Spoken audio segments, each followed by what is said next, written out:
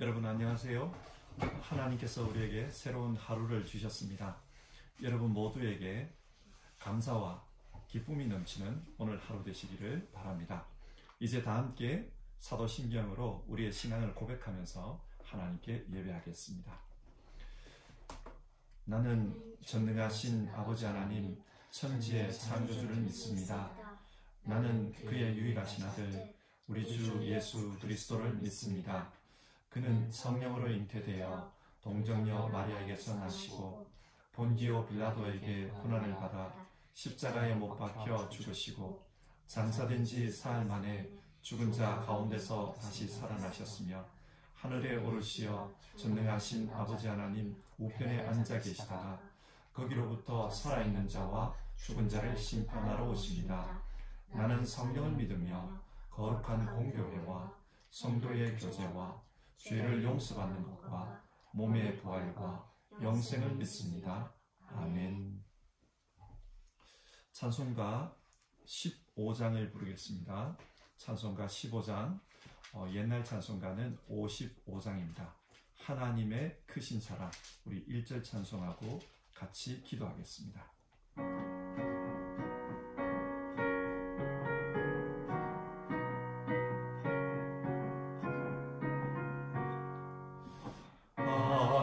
하나님의 크신 사랑 하늘에서 내리사 우리 맘에 항상 계셔 온전하게 하소서.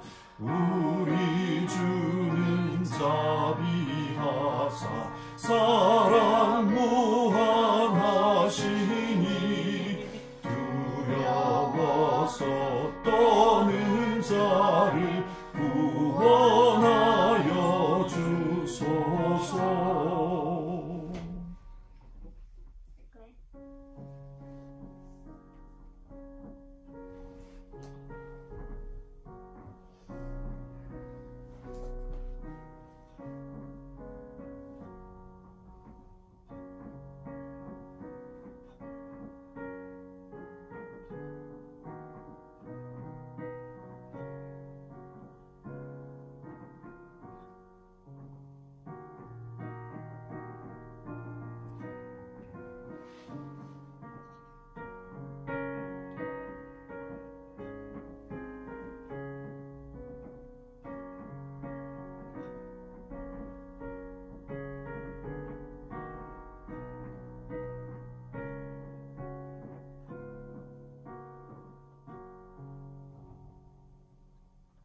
사랑이 많으신 하나님, 오늘도 우리의 예배를 받아주시고 또 우리의 예배하는 이곳에 함께 해주셔서 감사를 드립니다.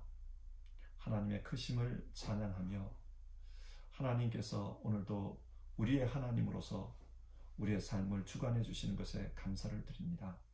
하나님, 오늘 우리에게 주어진 이 하루의 삶도 온전히 영광 받으시고 또 하나님 안에서 기뻐하며 살 수 있도록 우리의 심령을 주관해 주시옵소서.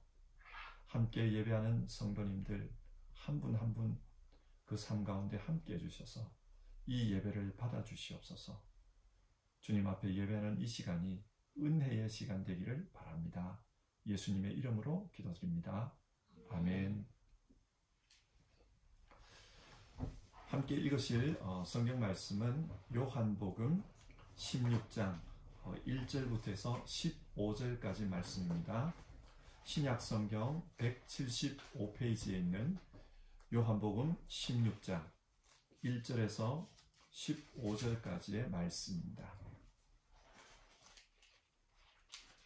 16장 1절에서 15절입니다. 주어진 하나님의 말씀을 한 절씩 교독하고 마지막 절은 같이 읽겠습니다. 16장 1절부터 읽습니다.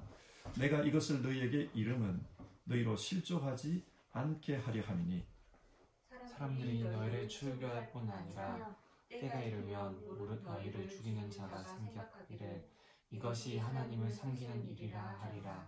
그들이 이런 일을 할 것은 아버지와 나를 알지 못함이라. 오직 너희에게 이 말을 할 것은 너희로 그때를 당하게 내가 너희에게 말한 이것을 기억나게 하려 함이요 처음부터 이 말을 하지 아니한 것은 내가 너희와 함께 있었습니다. 지금 내가 나를 보내신 이에게로 가는데 너희 중에서 나더러 어디로 가는지 묻는 자가 없고 도리어 내가 이 말을 함으로 너희 마음에 근심이 가득하였도다. 그러나 내가 너희에게 실상을 말하노니 내가 떠나가는 것이 너희에게 유익이라. 내가 떠나가지 아니하면 보혜사가 너희에게로 오시지 아니할 것이요 가면 내가 그를 너희에게로 보내리니 그가 와서 죄에 대하여 의에 대하여 심판에 대하여 세상을 책망하시리라. 죄에 대하여라 함은 그들이 나를 믿지 아니함이요 의에 대하여라 함은 내가 아버지께로 가니 너희가 다시 나를 보지 못하며 심판에 대하여라 함은 이 세상 임금이 심판을 받았습니다. 내가 아직도 너희에게 이를 것이 많으나 지금은 너희가 감당하지 못하리라. 그러나 진리의 성령이 오시면 그가 너희를 모든 진리 가운데로 인도하시리니 그가 스스로 말하지 않고 오직 들은 것을 말하며 장래 일을 너희에게 알리시리라. 그가 내 영광을 나타내리니 내 것을 가지고 너희에게 알리시겠습니다. 같이 읽겠습니다. 무릇 아버지께 있는 것은 다 내 것이라. 그러므로 내가 말하기를 그가 내 것을 가지고 너희에게 알리시리라 하였노라. 아멘.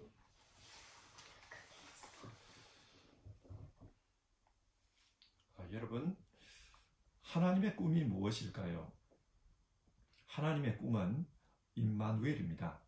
하나님은 우리와 함께 하는 것, 그것을 소원하십니다. 그래서 예수님은 이런 기도를 드리셨습니다. 요한복음 17장 21절의 말씀인데요. 아버지께서 내 안에 계시고 내가 아버지 안에 있는 것과 같이 그들도 하나가 되어 우리 안에 있게 하여 주십시오. 기도는 자신의 마음을 아뢰는 것입니다. 예수님께서 우리가 하나 되게 해주십시오. 그렇게 기도하셨습니다. 이 기도에 하나님의 소원이 그대로 드러나고 있습니다. 그런데 오늘 본문은 예수님의 떠나심에 대한 말씀입니다. 이제 곧 예수님은 십자가를 지시고 이 세상을 떠날 것입니다. 그래서 제자들에게 예수님이 떠나시면 어떤 일이 일어날 것인지에 대해 말씀하고 있습니다. 자, 예수님께서 떠나시면 어떤 일이 일어납니까? 박해가 있을 것이라고 합니다. 그래서 예수님은 요한복음 15장 18절부터 16장 4절까지 박해에 대해 말씀하십니다. 예수님께서 제자들에게 박해에 대해 미리 말씀하시는 이유는 16장 1절에 그 이유가 나옵니다. 내가 이것을 너희에게 이름은 너희로 실족하지 않게 하려 함이니 실족하지 않기 위해서 이 말씀을 하십니다. 여기서 실족이라는 말은 헬라어 스칸달리존을 번역한 것입니다. 스칸달리존은 올가미, 걸림돌 그런 뜻입니다. 예수님을 믿는 사람들이 신앙 때문에 많은 박해를 받을 것입니다. 그런데 그 박해가 신앙의 올가미가 될 수 있다. 걸림돌이 될 수 있다. 그 말씀입니다. 그러니까 예수님은 그런 박해를 받더라도 절대로 신앙을 버려서는 안 된다. 시험에 들지 말라. 그것을 말씀하고 있습니다. 자, 그러면 어떤 박해가 일어납니까? 예를 들어 2절을 보면은 이런 박해가 있습니다. 사람들이 너희를 출교할 뿐 아니라 박해 중에 하나는 출교입니다. 예수님의 제자들은 유대인이지 않습니까? 유대인은 자신들의 회당에 그 이름이 입교되어 있습니다. 지금도 그렇지만 유대인의 회당은 단순하게 예배만 드리는 곳이 아니었습니다. 회당, 즉 시나고게에 가보셨습니까? 언젠가 우리 교회 두란노 선교회 어르신들과 베를린에 있는 시나고게를 탐방한 적이 있습니다.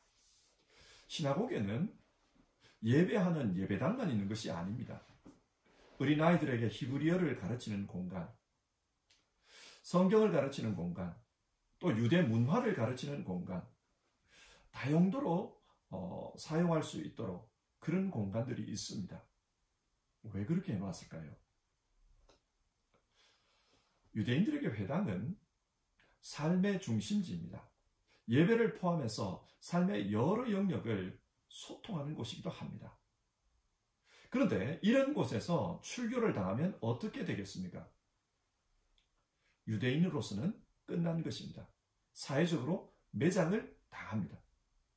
예를 들어 출교를 당하면 아이들이 회당에 가서 말을 배울 수가 없습니다.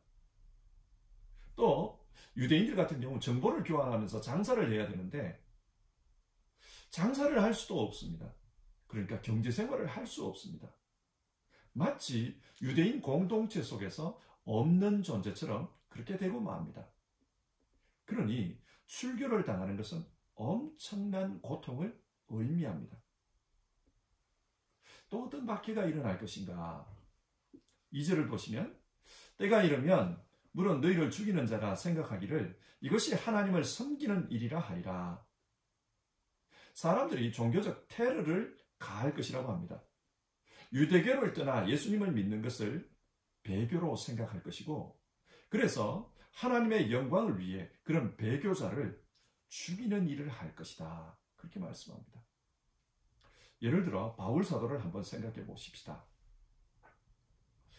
바울 사도가 사도행전 26장에서 자신의 과거를 회상하면서 이런 고백을 합니다. 사실 나도 한때는 나사렛 예수의 이름을 반대하는 데에 할 수 있는 온갖 일을 다 해야 한다고 생각하였습니다. 그래서 나는 그런 일을 예루살렘에서 하였습니다. 나는 대제사장들에게서 권한을 받아가지고 많은 성도를 옥에 가두었고 그들이 죽임을 당할 때에 그 일에 찬동하였습니다. 실제로 바울은 스데반 집사를 죽이는 일에 주동자였습니다. 그가 왜 이런 과격한 행동을 했는가? 그것이 하나님을 위한 일이라고 생각했다는 겁니다. 이렇게 하는 일이 하나님을 위한 것이다.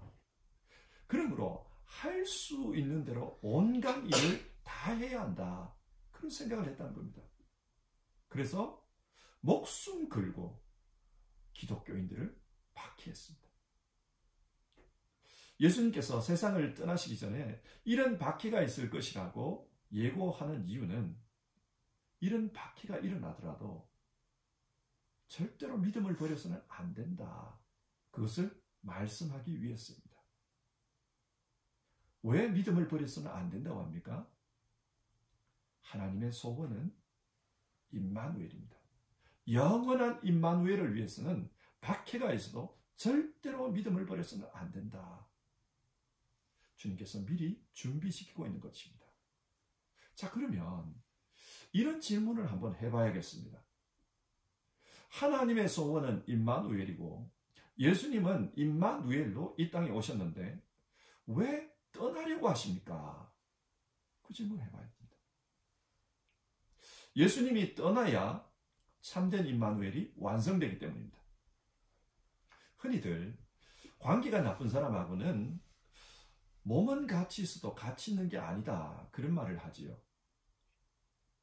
아무리 한 집에서 사는 부부라도 관계가 깨어지면은 더 이상 하나가 아닙니다. 하나님과 우리의 관계도 마찬가지입니다. 죄가 있으면 같이 있어도 같이 있는 것이 아닙니다. 죄는 하나님과 우리 사이에 막힌 담이기 때문입니다. 그래서 예수님은 십자가를 지셔야만 합니다.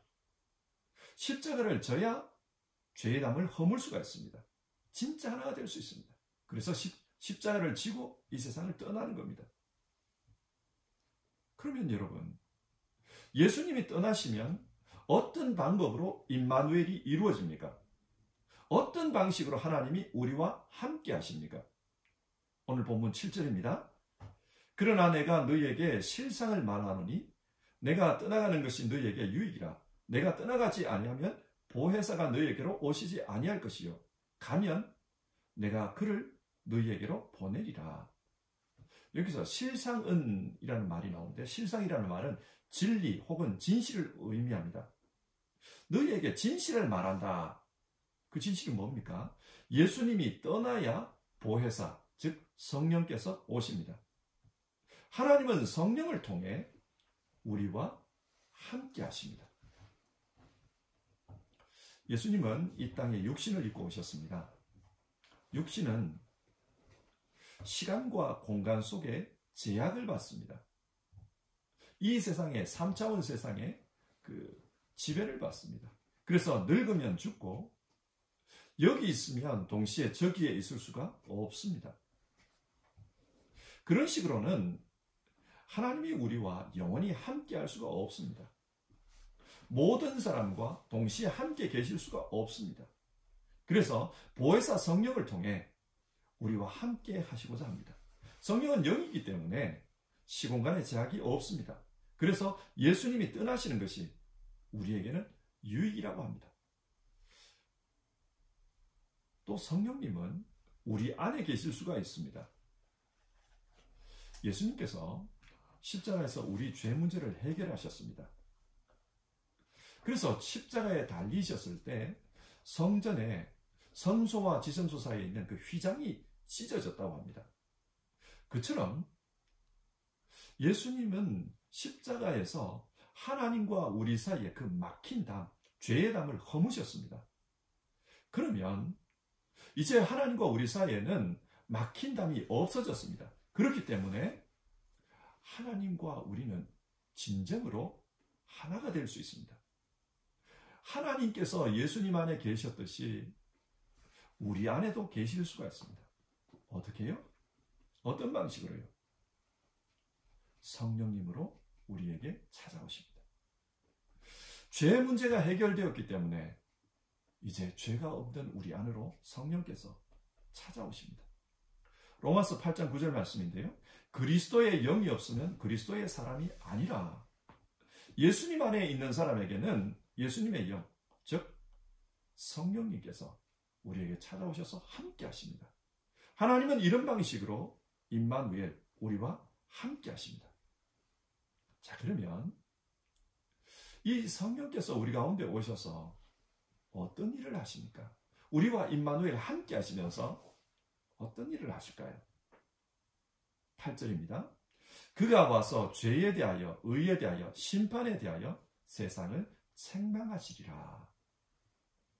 여기서 책망하다라는 말은 헬라어 엘렌코입니다. 이 엘렌코는 원래 의미가 빛 가운데 드러내다, 밝히 보여주다, 그런 뜻입니다.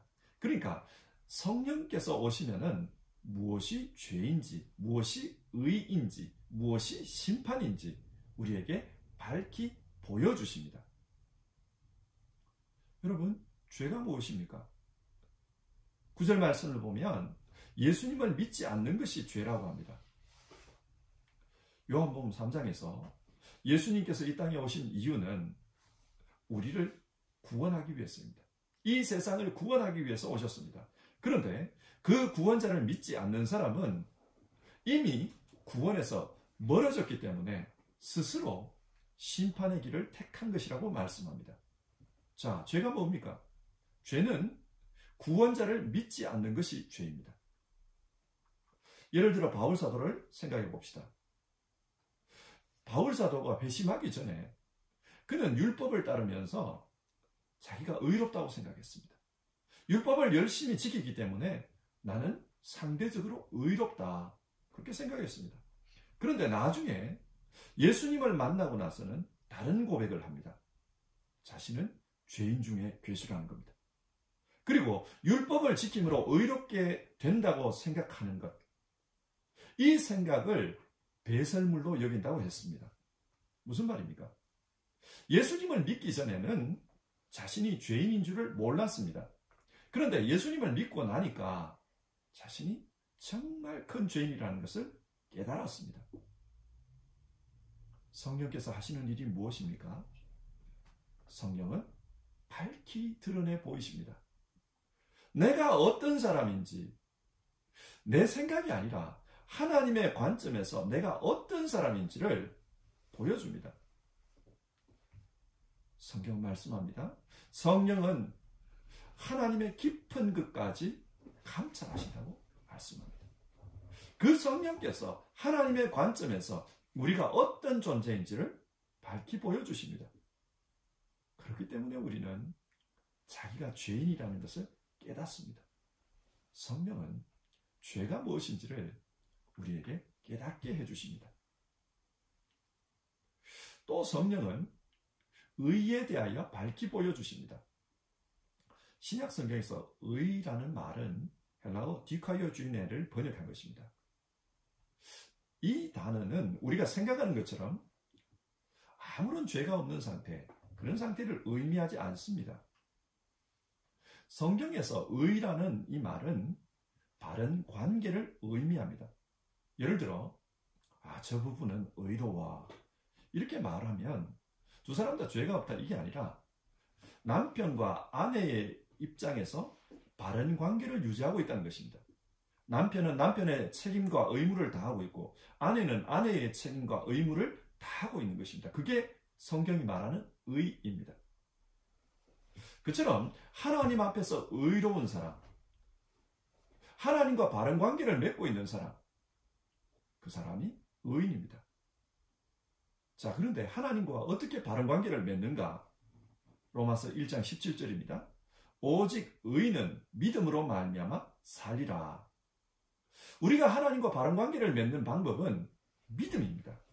믿음으로 살 때 하나님과 바른 관계 속에 있습니다. 왜 그런가? 에베소서 3장 17절의 말씀입니다. 믿음으로 말미암아 그리스도를 여러분의 마음속에 머물러 계시게 하여 주시기를 빕니다. 바울 사도가 하는 기도의 내용입니다. 이 기도에 따르면 믿음으로 말미암아 그리스도를 여러분의 마음속에 머물러 계시게 하여 주시기를 빕니다. 믿음을 통해서 그리스도께서 우리 마음 안에 머물러 계신다는 말씀입니다. 하나님은 믿음을 통해 우리 안에 머물러 계십니다. 그렇기 때문에 믿음으로 사는 것이 하나님과 바른 관계를 맺는 방법입니다. 성령께서는 이걸 우리에게 가르쳐 주십니다. 어떻게 사는 것이 믿음으로 사는 것인가? 어떻게 사는 것이 하나님 앞에서 바른 관계인가? 그것을 성령께서 말씀해 주십니다. 또 성령께서는 심판에 대해 밝히 보여주십니다. 11절, 이 세상의 임금들이 심판을 받았습니다. 여기서 심판이란 판단하는 것입니다. 세상의 기준이 되는 것입니다. 이 세상에서는 제일 높은 권력자가 기준입니다. 그런데 주님 당시에 이 세상의 왕은 진짜 왕이 아닌데, 진짜 이 세상의 주인이 아닌데 그가 주인 노릇을 하려고 했습니다. 그래서 이 세상 일을 자기 마음대로 판단했습니다. 하지만 하나님 나라에서는 하나님께서 판단하십니다. 그때 무엇이 옳은가? 하나님은 어떤 것을 옳다고 말씀하시는가? 성령께서는 그것을 깨닫게 해주십니다. 어떻게 해요? 진리의 말씀을 통해입니다. 13절을 보겠습니다. 그러나 진리의 성령이 오시면 그가 너희를 모든 진리 가운데로 인도하시리니 성령은 진리의 영입니다. 그래서 성경을 통해 하나님이 말씀하신 것, 예수님께서 말씀하신 것을 생각나게 하고 또 그 말씀의 의미를 깨닫게 해주십니다. 그래서 우리로 하여금 진리 가운데로 인도하십니다. 여기서 인도하다라는 이 단어는 헬라어로 호데게오라는 단어인데요. 이 말은 길이라는 단어, 호도스라는 단어에서 유래했습니다. 그러니까 인도한다는 말은 그 길을 갈 수 있도록 해주는 겁니다. 예를 들어 요즘은 내비게이션이 있어서 모르는 길도 쉽게 갈 수가 있습니다. 그 내비게이션을 작동하면은 이 내비게이션이 오른쪽으로 가십시오, 왼쪽으로 가십시오, 직진하십시오 이야기를 해줍니다. 이게 호데게오입니다. 성령께서 우리로 하여금 이게 하나님 뜻이다. 이렇게 사는 게 옳다. 하나님은 이렇게 판단하실 거다. 우리로 하여금 깨닫게 해주신 것입니다. 자, 오늘 읽은 우리 본문 내용을 한번 정리해 봅시다. 예수님께서는 이 세상을 떠나실 때가 되어서 제자들에게 앞으로 일어날 일에 대해서 말씀해 주셨습니다. 앞으로 어떤 일이 일어날 것인가? 박해가 있을 것이라고 했습니다.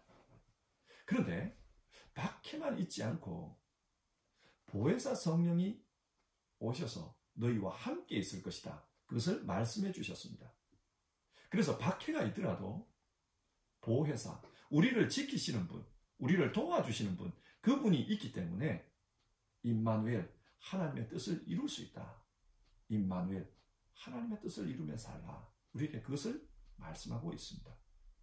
여러분, 오늘 우리는 예수님의 소원처럼 하나님과 함께 살고 있습니까? 어떤 식으로 하나님과 함께 살고 있습니까? 예수님은 보혜사 성령을 통해서 하나님과 함께 살라고 말씀하셨습니다. 우리 안에 영으로 임재해 계시는 그 하나님과 함께 살라.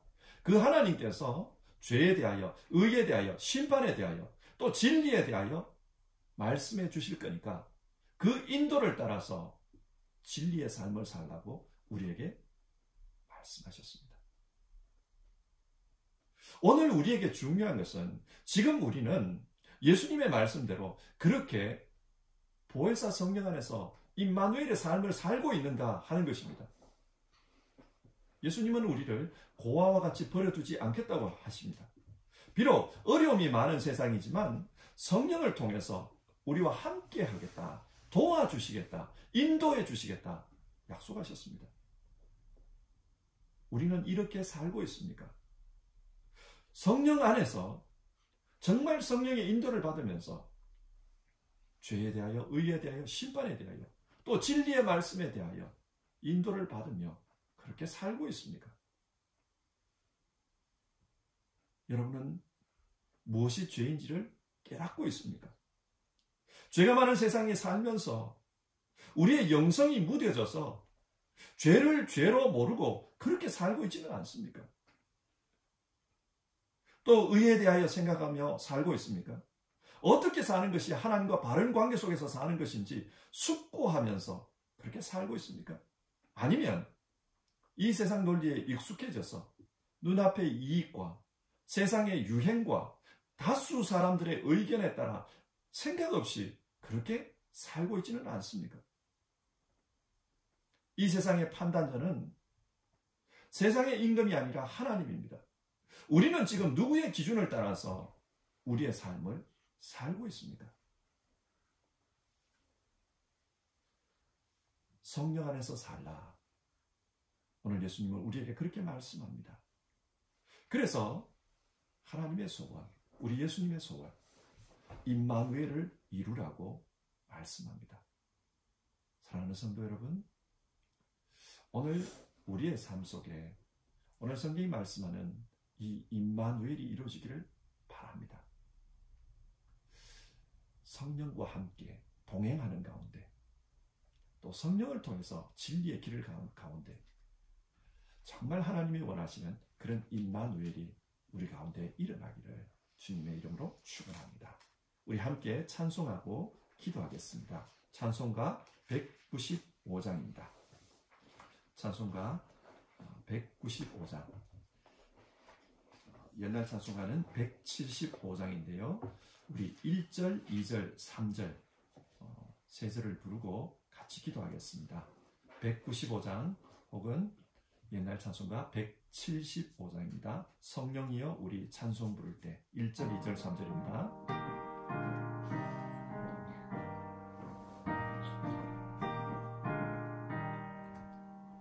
성령이여 우리 찬송 부를 때 진심으로 찬양하게 하소서. 성령이여 우리 기도 드릴 때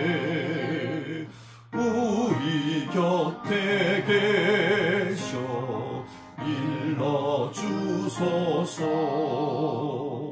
성령이여 우리 성경 읽을 때 그 속에서 빛을 보게 하소서. 우리 같이 기도하겠습니다.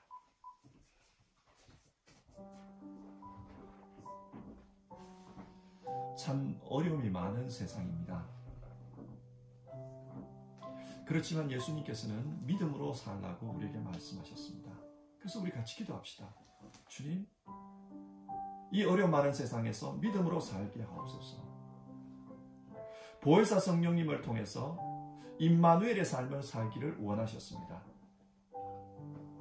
죄에 대하여, 의에 대하여, 심판에 대하여, 그리고 진리의 말씀을 깨닫게 해주시는 그 주님, 그 주님 안에서, 보혜사 성령님 안에서 하나님이 원하시는 임마누엘의 삶을 살게 하옵소서. 우리 이 아침에 함께 기도해 봅시다.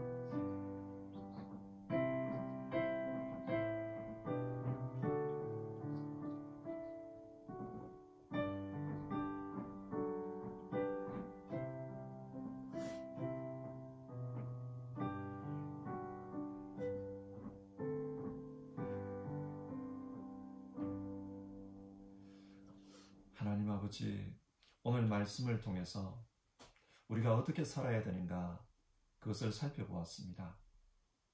예수님께서는 박해가 많이 있을 것이다, 신앙생활할 때 어려움이 있을 것이다, 그렇게 예고해 주셨습니다. 이렇게 예고해 주신 이유는 그 어려움으로 말미암아 시험에 들지 말고 끝까지 임마누엘, 하나님과 함께하는 삶을 살라고 권면하기 위해서였습니다. 어려움이 많은 세상을 지금 살아갑니다. 질병으로 말미암아서, 또 육체적인 고난으로, 정신적인 고난으로 뿐만 아니라 세상을 살면서 환경적인 고난으로 여러 가지 어려움들을 많이 당하고 있습니다. 그러나 이런 어려움 많은 세상에서 믿음으로 말미암아 우리가 넉넉히 이기고 임마누엘, 하나님과 함께하는 삶을 살게 하옵소서. 또 보혜사 성령님 안에서 임마누엘의 삶을 살게 하옵소서. 예수님께서는 성령님을 보내주셔서 참된 임마누엘이 우리에게 이루어지기를 소원하셨습니다. 정말 우리 안에 계시는 성령님께서 죄에 대하여, 의에 대하여, 심판에 대하여, 또 진리의 말씀에 대하여 깨닫게 하시는 그 일을 하실 때 성령님 안에서 정말 임마누엘의 삶을 살게 하옵소서. 하나님, 우리의 양심이 무뎌지고 우리의 영성이 무뎌지고, 그래서 이 세상에 갈팡질팡하는 사람들 참 많이 봅니다. 그러나 우리 믿는 사람들은 다르게 살게 하여 주시옵소서. 세상은 유행을 따라갑니다. 다수의 사람들의 의견, 그것이 진리라고 생각합니다. 그러나 우리는 하나님을 붙들고 살게 하여 주시옵소서. 오늘도 하나님과의 바른 관계 속에서 살려고 예배하며 하루를 시작하는 모든 성도님들 가운데 주님 함께 해주시고, 또 성령 가운데서 우리 가운데 임재하여 주셔서 정말 임마누엘의 삶, 하나님의 소원, 하나님의 꿈을 이루는 우리 성도님들 다 되게 하옵소서. 우리 성도님들 한 사람 한 사람에게, 또 그 가정 위에 주님께서 주시는 평강이 있기를 바랍니다. 또 고통하는 이 세상 속에 하나님의 개입하심이 있기를 바랍니다. 귀하신 예수님의 이름으로 기도드립니다. 아멘. 하늘에 계신 우리 아버지, 아버지의 이름을 거룩하게 하시며 아버지의 나라가 오게 하시며 아버지의 뜻이 하늘에서와 같이 땅에서도 이루어지게 하소서. 오늘 우리에게 일용할 양식을 주시고 우리가 우리에게 잘못한 사람을 용서하여 준 것 같이 우리 죄를 용서하여 주시고 우리를 시험에 빠지지 않게 하시고 악에서 구하소서.